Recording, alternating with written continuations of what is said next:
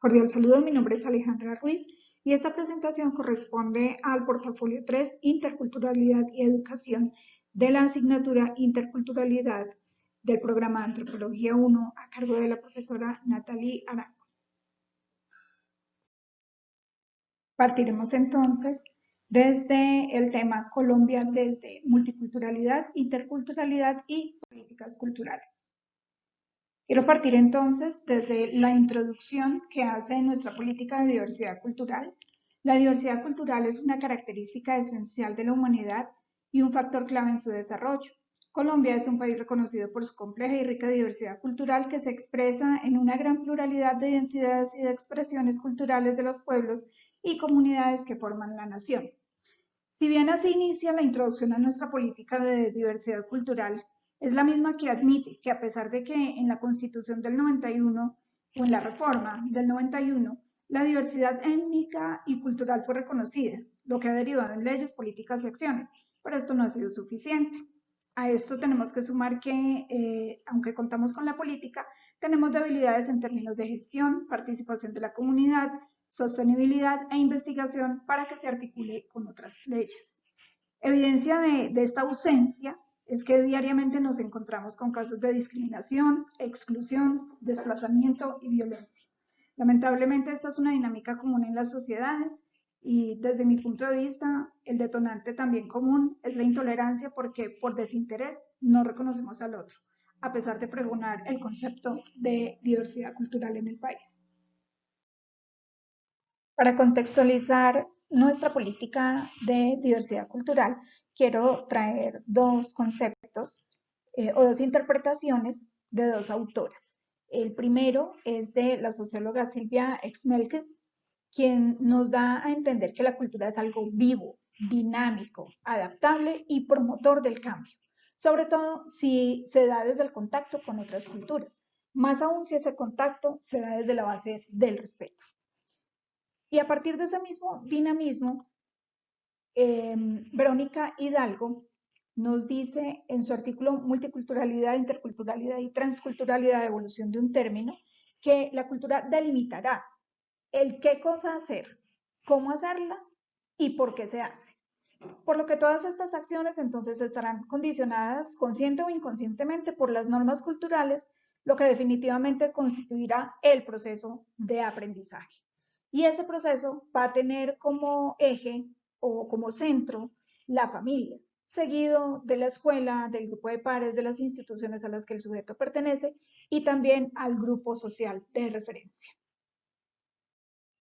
Continuando así con la evolución del término más allá de la diversidad, retomamos también un resumen de Hidalgo en el mismo documento, en el que nos hace referencia a la multiculturalidad, interculturalidad y finalmente la transculturalidad. Primero tenemos la multiculturalidad, entendida como la presencia en un mismo lugar de culturas diferentes sin relación entre ellas. La interculturalidad se entiende como relaciones interactivas entre las diferentes realidades presentes, que lo veremos más adelante, y finalmente transculturalidad como el acercamiento entre culturas que busca establecer vínculos más arriba y más allá de la cultura misma. De acuerdo con Mancini, el paso de lo multicultural a lo intercultural se desarrolló a través de una renegociación continuada de los roles, espacios, a través de un discernimiento de los valores que unen, vinculan y orientan los procesos de síntesis. Se trata entonces de una cadena perceptiva. Las percepciones que yo tengo del otro, las que el otro tiene de mí y de cómo yo lo percibo. Esta es pues la definición que hace él de la transición de lo multi a lo intercultural. Y aquí nos hacemos la pregunta, ¿somos multi o interculturales? ¿Por qué? Estos términos, tanto multicultural como intercultural, se ha utilizado indistintamente en las diferentes reformas constitucionales de los 90. Quiero citar acá el texto de Catherine Walsh, donde hace una diferenciación clara entre ambos términos. Tenemos que multiculturalidad es la existencia de múltiples culturas en un mismo lugar. Hay un entendimiento desde el reconocimiento, la tolerancia y el respeto, pero obvia la dimensión relacional, es decir, la interculturalidad. Y oculta, en razón a lo anterior, se ocultan las desigualdades. Lo intercultural, sin embargo, entonces, es un proceso en construcción va más allá del reconocimiento, la tolerancia y el respeto, y es un proceso y proyecto social y político para construir sociedades, relaciones y condiciones de vida nuevas y distintas. ¿Y cómo lo vemos desde lo antropológico? La antropología ha hecho de la cultura un objeto privilegiado de su campo de estudio. La noción sigue estando asociada a realidades múltiples, desde el proyecto colonial hasta el ideal de comunicación entre los pueblos. En este sentido, podríamos decir que desde nuestra formación, el concepto inicia en lo multicultural para llegar a lo intercultural. Es un debate que no termina, pues se trata de una construcción permanente. Refiriéndonos a esto último, en nuestro país esta construcción de la que hablamos, desde las promulgaciones y reconocimientos, ha sido muy lenta. A manera de ejemplo, tenemos entonces que 2 años después de la reforma constitucional del 91, los afrocolombianos lograron con la Ley 70 establecer sus derechos de constitución.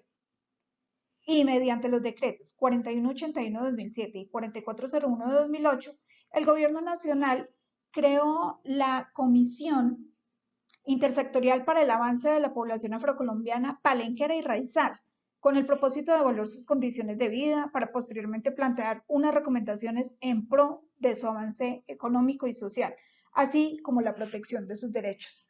Estas son acciones que llevan pocas décadas para una población que lleva siglos en el territorio.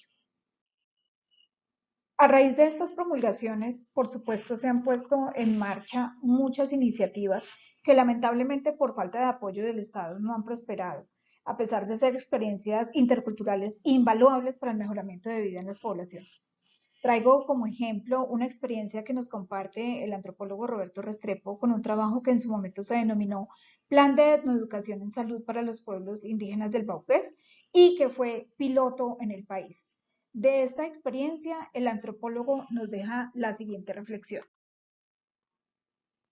Vale la pena regresar y tener en cuenta estas experiencias, sobre todo porque a los equipos de profesionales que vivimos estas experiencias, nos vuelve más humanos, conocedores y comprensivos ante la problemática indígena. Estamos llenos de gurús, soberbios y gente deshumanizada, que es la que pontifica en estos temas, incluso desde el escritorio. La necesidad de llegar a esas zonas a conocer y no a comprometerse sin razón alguna. Porque si uno va a llegar allá a establecer compromisos, pues entra como un demagogo más, como un politiquero más, pero no a conocer una realidad y actuar de la manera más sensata y más crítica posible sin llegar a los extremos. La entrevista completa la podemos ver en este link que les dejo acá en la parte inferior, está en YouTube. Con base en esta experiencia que nos comparten y las lecturas realizadas, ¿cuáles serían entonces los elementos a tener en cuenta en el proceso intercultural? Lo primero, la identificación del territorio. Segundo, la participación de diferentes actores, y aquí la importancia de la entrada de equipos interdisciplinarios. El diagnóstico popular participativo, tener en cuenta las necesidades de la comunidad que quieren. La convivencia y comunicación comprensiva. La convivencia aquí se destaca mucho porque es el acercamiento respetuoso que tendríamos con la comunidad. El aprendizaje mutuo desde el diálogo de saberes, es esa retroalimentación que tendríamos en esta experiencia. El consenso desde las diferencias que nos llevaría al reconocimiento y valoración de las mismas. El desarrollo de las estrategias para finalmente plantear proyectos que se cristalicen y sean realmente transformadores en el tiempo. ¿Qué conclusiones nos deja entonces esta experiencia compartida desde lo intercultural?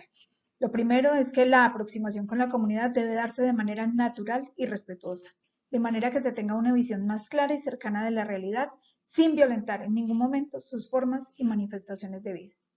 Es imperativo, desde nuestra profesión, cooperar en el desarrollo de políticas claras conforme a la realidad de las comunidades para proteger su identidad.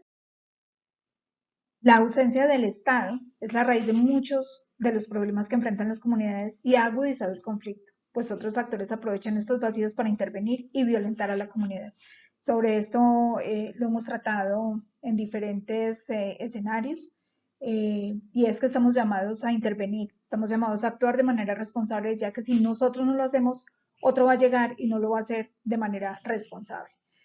Por otro lado, esta ausencia del Estado y el abandono de estos proyectos. En la experiencia que nos compartían, el ejemplo era muy claro. El gobierno estaba invirtiendo muchos millones en atender una comunidad de 2.000 o 3.000 personas y ese mismo dinero lo podía invertir en una población urbana de 2 millones de habitantes y por esto el proyecto fue suspendido. Es una realidad pues que tenemos que enfrentar y precisamente es lo que hace que el Estado esté ausente en estas poblaciones y abandone los proyectos que realmente tendrían un impacto positivo o de mejoramiento en las poblaciones. Se requiere un levantamiento de información e investigación continua para generar las medidas preventivas por la alta exposición que tienen las comunidades, lo que las hace mucho más propensas o vulnerables a la pérdida de su identidad. Y para garantizar precisamente que esa identidad se preserve o se conserve, es indispensable hablar del papel de la interculturalidad en la educación o la educación propia. ¿Qué se entiende por etnoeducación? Es la educación para grupos étnicos, la que se ofrece a grupos o comunidades que integran la nacionalidad colombiana y que poseen una cultura, una lengua, unas tradiciones y unos fueros propios y autóctonos. Esta es la definición en la Ley 115 o Ley General de Educación del 94 en su artículo 55. Sin embargo, es solo con la promulgación del decreto 804 del 95 que se establece la etnoeducación o educación propia como el derecho de los grupos étnicos a una formación que respete y desarrolle su identidad cultural y se determina que ésta ya haría parte del servicio educativo como tal. ¿Qué nos dice la realidad hoy? ¿Qué nos dicen las estadísticas? Según el Ministerio de Educación Nacional, el 86% de los pueblos étnicos no tiene acceso a una educación pertinente a su cultura, su contexto y su cosmovisión. Esto debido a que la cobertura educativa está restringida por dificultades de acceso, de infraestructura, de dificultades económicas o de distancias. Hay una falta de pertinencia de los proyectos educativos. Hay una escasa flexibilidad del sistema escolar que impide el desarrollo de la comunidad según su idioma, usos y costumbres. Esto sucede ya que el sistema etnoeducativo depende del sistema central. Entonces está condicionado por el esquema estándar que tiene el país y por el desplazamiento forzado, que por supuesto es una de las variables más importantes para que los proyectos de etnoeducación no se desarrollen a cabalidad. Las políticas de reconocimiento configuradas para el tratamiento de la diversidad y la diferencia cultural en Colombia también han afectado el campo de la educación, al determinar tratamientos diferenciales para indígenas, afrodescendientes, raizales y rom. Como lo veíamos hace un rato, el reconocimiento tardío de su etnicidad. Los procesos etnoeducativos están sometidos al modelo educativo nacional, que es el estándar. Por lo tanto, está condicionado a la asignación de recursos y al cumplimiento de metas bajo el modelo central administrativo. Por ejemplo, los resguardos dependen de la asignación de los recursos que den los municipios. Lo anterior desconoce, entre otros, la importancia que tiene el docente propio de la comunidad y la relación con sus educandos. La sociedad no conoce el alcance del aporte de los pueblos étnicos en la construcción del país, y en esta parte es una de las barreras que impide combatir las estructuras clasistas presentes en la cotidianidad. Y aparte del proceso intercultural que ya hemos visto en la educación, se deben tener en cuenta otras variables del entorno, como la familia, la infraestructura de salud y de servicios, los espacios compartidos, entre otros factores, más allá de lo intercultural. Ya para finalizar, sobre el tema de interculturalidad y educación, quisiera compartir una reflexión presentada en la ponencia Historia Política y Memoria Colectiva de las Luchas por otra Escuela en el siglo XX, que se realizó en el marco del 8º Congreso Iberoamericano de Historia de la Educación Latinoamericana. Nos dice lo siguiente: la vieja disputa por transformar la escuela y su conocimiento oficial heredado desde la colonia no logra resolverse, ni siquiera contando con el reconocimiento constitucional que se le otorga a los grupos étnicos para orientar y administrar sus procesos educativos. Al contrario, en la actualidad son cada vez más restringidas las posibilidades concretas de autonomía educativa para los pueblos y sus comunidades, pues son las políticas de mejoramiento de la calidad y la ampliación de cobertura las que definen lo que se debe enseñar. Esta es la reflexión que nos deja la profesora Elizabeth Castillo Guzmán quien es docente en el Departamento de Estudios Interculturales de la Universidad del Cauca y miembro del Grupo de Investigación de Educaciones y Culturas. Adicionalmente, quisiera agregar que esto nos deja un llamado a fomentar el sentido de pertenencia y el orgullo por ser parte de cualquier comunidad.